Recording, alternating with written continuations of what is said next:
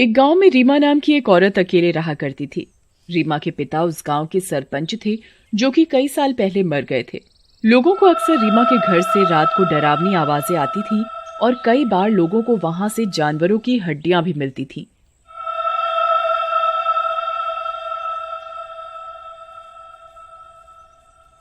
जिसकी वजह से गांव वाले उसे चुड़ैल मानते थे। लेकिन रीमा के पिता के नाम की वजह से किसी की हिम्मत रीमा को कुछ कहने की नहीं होती थी। रात में दो गांव वाले मुन्ना और लल्लन वहां से जा रहे होते हैं। तभी उन्हें किसी की आवाजें सुनाई देती हैं। ए लल्लन भैया, सुने, कौनो आवाज लगा रहा है हम दोनों को।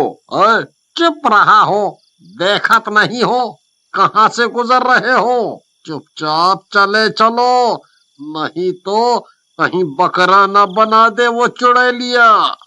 ऐसा कहकर मुन्ना और लल्लन चुपचाप वहां से खिसक लेते हैं और अगली सुबह मुन्ना और लल्लन ये सारी बातें गांव वालों को बताते हैं, जिसे सुनकर गांव वाले रीमा को गांव से निकालने की ठान लेते हैं और रीमा के घर जाते हैं और रीमा से कहते हैं, रीमा बहन, बहुत हुआ, तुम अब ये गांव छोड़ दो। हाँ, तुम्हारे यहाँ रहने से हम लोगों को दिक्कत हो रही है, समझी? मेरे रहने से तुम लोगों को कैसे दिक्कत हो सकती है भाई? ये मेरे पिताजी का गांव है, तुम लोग मेरे साथ ऐसा कैसे कर सकते हो? देखो रीमा बहन, हम अभी तो आपको प्यार से समझा रहा हूँ, मान जाओ, नहीं तो फिर हमें आपके साथ जोर जबरदस्ती करनी पड़ेगी। आए। गांव वालों का ऐसा गुस्सा देखकर रीमा गांव से चली जाती है और गांव से कुछ ही दूर एक जंगल के अंदर झोपड़ी बनाकर रहने लगती है। लेकिन रीमा के जाने के बाद भी रीमा के घर से डरावनी आवाजों का आना बंद नहीं होता। एक रात गांव में एक चुड़ैल आती है और गांव में घूमने लगती है। तभी उसकी नजर घर के बाहर सो रही औरत पर पड़ती है। चुड़ैल औरत के पास जाती है और उसे गर्दन से पकड़कर उठा लेती है।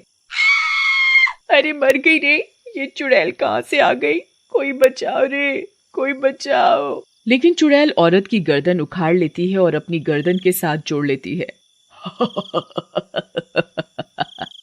अब मेरे 2 सिर हो गए। बस एक बार 5 सिर हो जाए।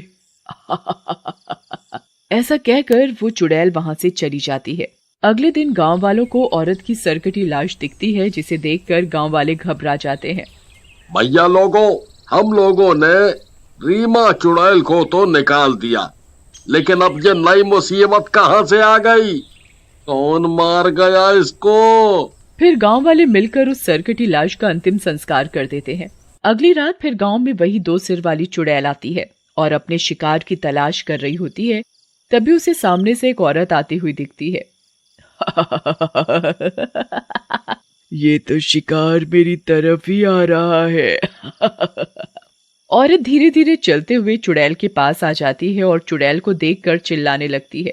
अरे मर गई रे, कोई बचाओ, ये तो 2 सर वाली चुड़ैल है, बचाओ गांव वालों।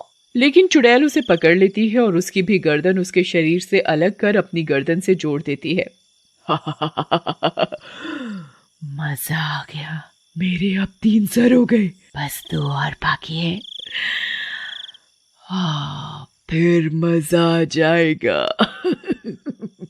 ऐसा कहकर चुड़ैल वहां से गायब हो जाती है और अगली सुबह लोगों को सरकटी लाश मिलती है।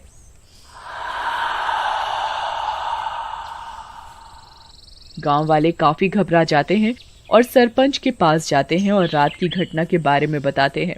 भाइयों, जैसे कि तुम लोग बता रहे हो, हमको तो ये कोई चुड़ैल का मामला लगता है। हमें रात में जाकर गांव निगरानी करनी होगी। फिर गांव वाले बारी बारी से गांव की निगरानी करने लगते हैं। कुछ रातों तक गांव में कुछ नहीं होता। फिर एक रात जब मुन्ना और लल्लन की निगरानी की बारी होती है, मुन्ना लल्लन से बोलता है, लल्लन भाई, एक ठो बात बोले, हमको रीमा के मकान में ही कौनो राज लागत है, हम कहत हैं। हाँ, अगर आप में हिम्मत हो तो चल के देखें अंदर से कहाँ से आवाज आती है? मुन्ना की हिम्मत वाली बात पर लल्लन को गुस्सा आ जाता है। ए मुन्ना भैया, ई बार बोल दिए तो बोल दिए, अगली बार से मत बोलना हिम्मत की बात। जानत है आपकी हिम्मत भी, रोज फौजी से झाड़ू खा तो है।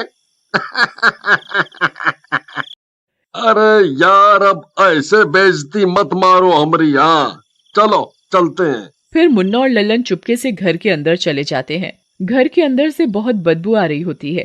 भैया, अंदर तो इतनी बदबू है जैसे कई हजार लोगों ने एक साथ गैस लीक की हो। बहुत बदबू है लल्लन भैया। चुपचाप चले चलो, ज्यादा शोर मत मचाओ। अंदर एक कमरे में एक 3 सर वाली चुड़ैल बैठी होती है और उसने एक बुढ़े को जंजीरों से बांध रखा होता है और उसको चाकू से काट रही होती है। बुढ़े, 3 सर हो गए मेरे।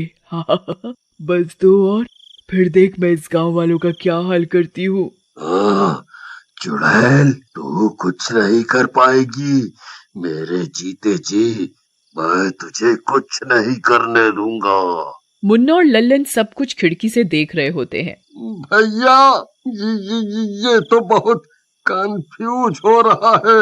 हम तो कहा तू चुपचाप निकल ले थे, और भैया किसी से कुछ नहीं कहेंगे। हाँ, निकल लो निकल लो। फिर मुन्ना और लल्लन वहां से चले जाते हैं। उधर अगली सुबह गांव वालों को फिर से एक औरत की सरकटी लाश मिलती है। सरपंच और गांव वाले हैरान हो जाते हैं और लल्लन और मुन्ना को बुलाते हैं। ए लल्लन वाह, कल तो तुम रात में निगरानी कर रहे थे, फिर भी यह हादसा हो गया। तुम दोनों रात में कहाँ गायब हो गए थे? गांव वालों को गुस्से में देख लल्लन और मुन्ना रात की सारी घटना गांव वालों को बता देते हैं, जिसे सुनकर सरपंच बोलते हैं, ये सब क्या हो रहा है? ये सब तो अब हमें सिर्फ रीमा ही बता सकती है कि ये उसके घर में क्या हो रहा है। फिर गांव वाले रीमा के पास जंगल में जाते हैं और रीमा को बुलाते हैं। रीमा घर के बाहर आती है। रीमा बेटी, ये तुम्हारे घर में क्या हो रहा है? हमें सारी बात बताओ, घबराओ मत। फिर गांव वालों के कहने पर रीमा रोते हुए सारी कहानी बताती है। सरपंच जी, दरअसल मेरे पिताजी ने बहुत साल पहले एक नौकरानी रख ली थी। वो नौकरानी नहीं बल्कि एक चुड़ैल थी। उसी ने मेरे पिताजी को कैद कर रखा है। जब तक मैं उस घर में थी, मैं उसे अपना और जानवरों का खून पीने के लिए देती थी, लेकिन जब से आप लोगों ने मुझे घर से बाहर निकाला है, वो भूख के मारे बाहर आ गई है और लोगों को मार रही है। लेकिन बेटी, वो औरतों के सर भी काट रही है। जी सरपंच जी, वो कह रही थी कि 5 सर होते ही वो इतनी शक्तियां पालेगी कि किसी के भी काबू में नहीं आएगी। उसके 4 सर तो हो चुके हैं। अरे भैया, अगर इसके 5 सर हो गए तो हम सब मर जाएंगे। अब क्या होगा? मुन्ना, इस तरह डरने से कुछ नहीं होगा। हमें इसका मुकाबला करना होगा। फिर गांव वाले एक साधु बाबा के पास जाते हैं और उन्हें सारी बात बताते हैं। गांव वालों, इसका एक ही इलाज है। इस चुड़ैल की सारी सर काट कर अग्नि में जला दो और उसके शरीर पर गंगा जल डाल दो। फिर गांव वाले गांव में आ जाते हैं और एक योजना बनाते हैं। योजना के अनुसार वो रीमा के सर के साथ एक नकली सिर लगा देते हैं और पास में आग लगा देते हैं। रात में चुड़ैल वहां आती है और रीमा को देखती है। रीमा, तो तू भी हमारी बिरादरी में शामिल हो गई। चल, 5वां सर तो तेरे से ही ले लेती हूँ। ऐसा कहकर चुड़ैल रीमा की तरफ बढ़ती है और रीमा भी अपना नकली सिर निकालकर चुड़ैल को दे देती है। चुड़ैल उस सिर को अपने बाकी सिरों के साथ जोड़ने की कोशिश करती है, लेकिन नकली सर होने के कारण वो नहीं जुड़ता। ये तूने ठीक नहीं किया, मुझे नकली सर दे दिया। मैं अब तेरा ही सर लगाऊंगी।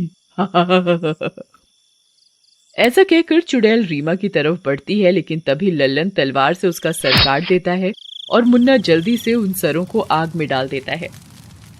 गांव वालों, ये तुमने सही नहीं किया। मेरी सालों की मेहनत बेकार कर दी। मैं तुम सबको जिंदा नहीं छोड़ूंगी। लेकिन तभी सरपंच जी गंगा जल चुड़ैल के ऊपर डाल देते हैं। चुड़ैल वहीं जलने लगती है। उसके बाद गांव वाले रीमा के पिताजी को भी आजाद कर देते हैं और सम्मान के साथ उन्हें गांव में दोबारा सरपंच बना देते हैं।